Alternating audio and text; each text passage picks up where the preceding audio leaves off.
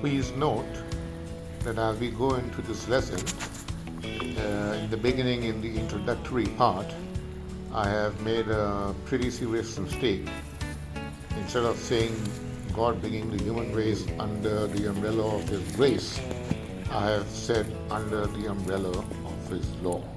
That is an honest, but it's a serious mistake.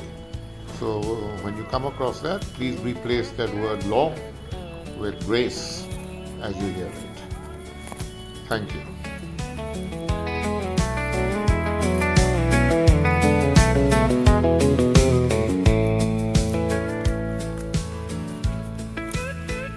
A very good morning to all of you today. And as you can see, I've just dismounted him and let him have a bit of grass. I'm taking it light on my riding because of certain back issues. So I won't be here as frequently as possible, but maybe 2 to 3 times a week. So my apologies for this long break for the next message. But let us look to continue where we left off the last time. And we are studying out of the book of Acts because we want to get this whole concept and understanding of the transition that God, who was dealing with the human race under the law, is now set to inaugurate or institute His new dispensation of grace and bring the human race under the umbrella of His law. So that's what it's all about. And so at the last time, I hope we understood, I hope I explained it well enough, why Jesus Christ was standing up at the time when Stephen, one of the chosen 7, was being martyred and killed by the religious leaders. And as we come to the end of Acts chapter 7, the scripture tells us that the people who were stoning him laid their clothes at the feet of a young man called Saul. He was Saul of Tarsus, and he was a young man at that time. He was a man who was very, very strong and good at Judaism. He was a Pharisee, and he learned at the feet of the greatest rabbi of all time in those days, a gentleman called Gamaliel. So as we step into Acts chapter 8, we find that it starts off by telling us that Saul was consenting unto his death, which means he was giving his vote of approval because he was a member of the Sanhedrin, which is it's like the Supreme Court of the religious order, the Judaistic religious order. And then it tells us that at that time there was great persecution against the church which was in Jerusalem.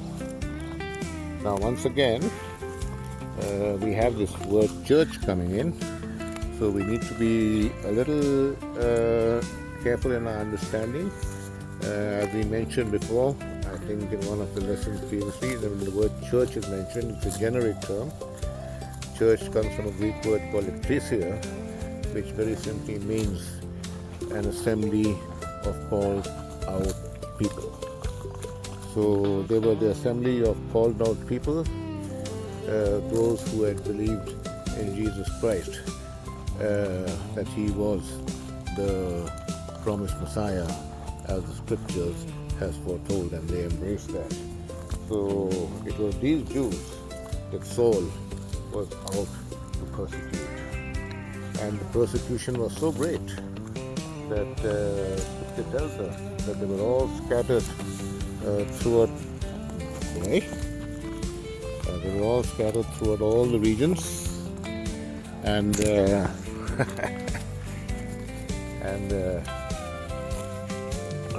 throughout all the regions of Judea and Samaria, except the apostles, and that is very important to note.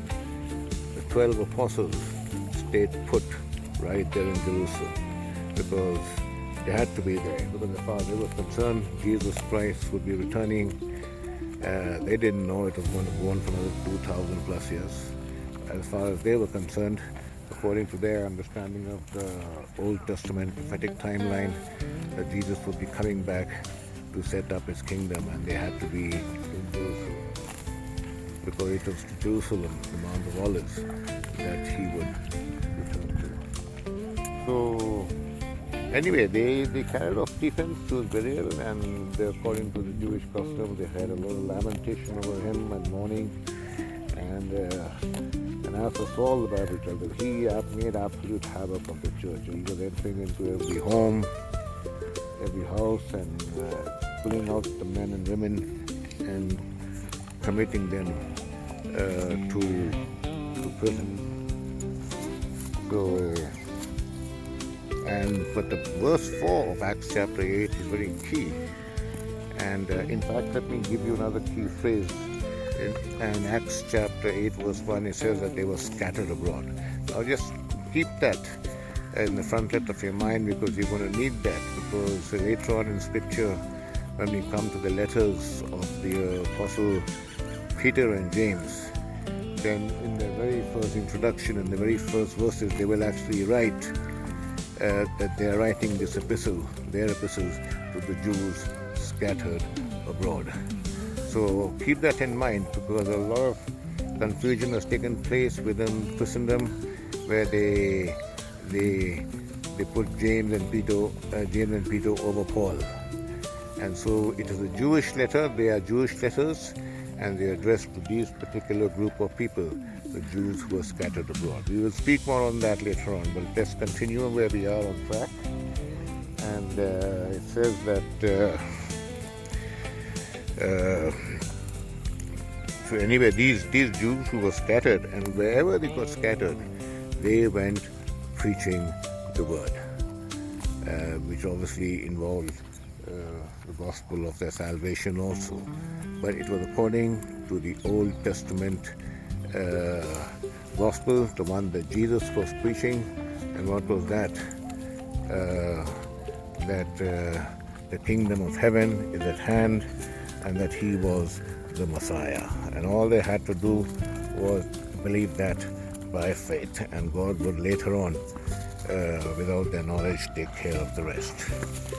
So, and let me just remount this horse.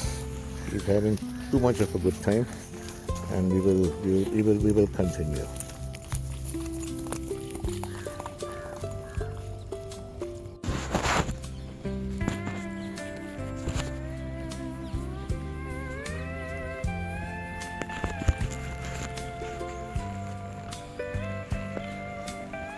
Okay, I'm back, and so after they are scattered abroad, the very next the believing Jews were scattered abroad. The very next things Scripture tells us that it was then that Philip went down to the area of Samaria, and he was preaching Christ unto them. Once again, he was preaching out of the Old Testament.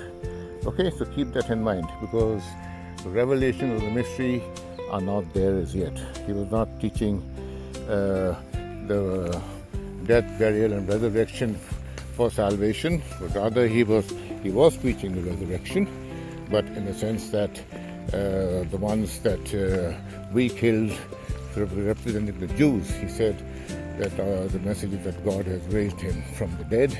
He's back, and we can yet have that kingdom. And so that's what he was preaching. He was preaching the gospel that Jesus Christ and the 12 apostles were preaching. And the Bible tells us that they gave him heed. They were listening to him, and they saw the miracles which he did.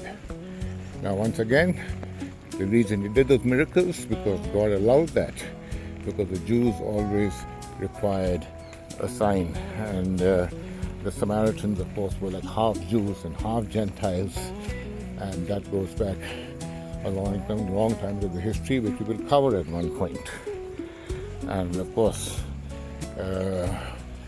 evil spirits and unclean demons and many who were possessed.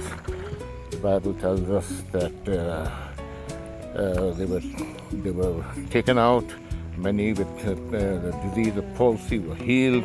The lame were healed, and there was great rejoicing in the land of Samaria.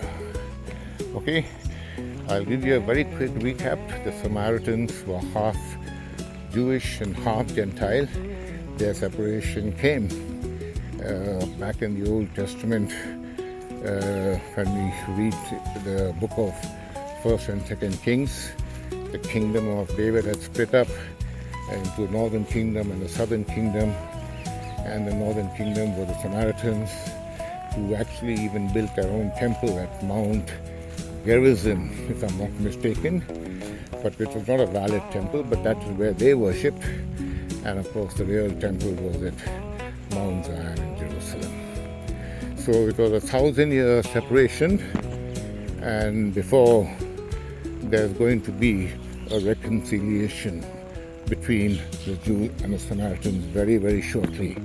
Keep what I'm saying in mind, because that's important, because there's going to be a certain part of scripture that is coming up very shortly that has been very, very badly misunderstood and has thrown a lot of confusion within Christendom.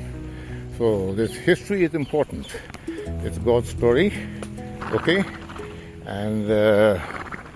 And even when Jesus Christ came, back in Matthew, I think it was chapter 10, and when he sent his 70 disciples out, he had told them, don't go to anybody, not even Samaritan, no Gentiles, but to Jew only. But something is changing now, and God is ready to do something new. So keep that in mind. God bless you, and we'll catch up again pretty shortly, hopefully. Have a wonderful day. One way.